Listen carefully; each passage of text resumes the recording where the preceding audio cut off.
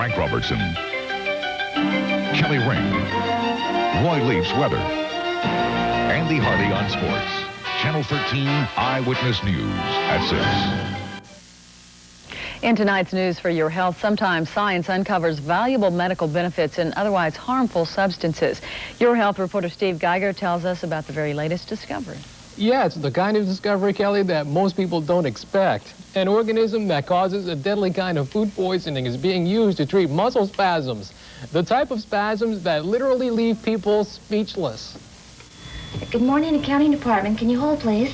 Barbara Roode is talking with the help of a poison, botulism toxin, better known for causing paralysis after food poisoning.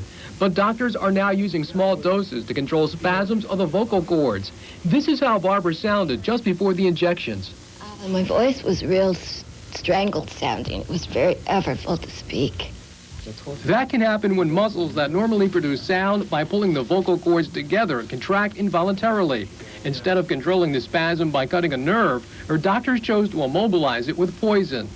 The toxin itself, being a paralytic agent, will paralyze the spastic muscle, relieving the spasm and relaxing the muscle. To make sure the injection paralyzes the right muscle, one doctor looks directly at the vocal cords, while another monitors electrical signals from the muscle contraction. Okay, that's it. The effects last 3 to 6 months, then the injections may be repeated.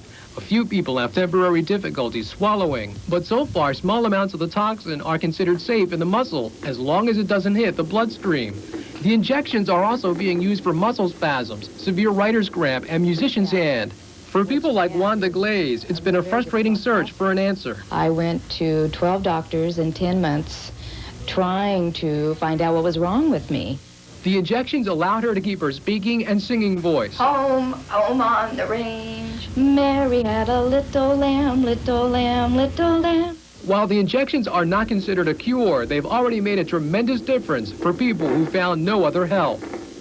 Now, the organism that causes botulism is only approved for use in treating eye spasms, the kind of spasms that make some people cross-eyed. But the government approval allows doctors to try the treatment on other forms of muscle spasms. Kelly? So is this treatment dangerous at all? Well, it can be if the person doing the procedure is not adequately trained. During the course of the studies, only one person came down with a mild case of bleeding, and that was about it. So it is safe and effective. Okay, good. Thank you very much, Steve.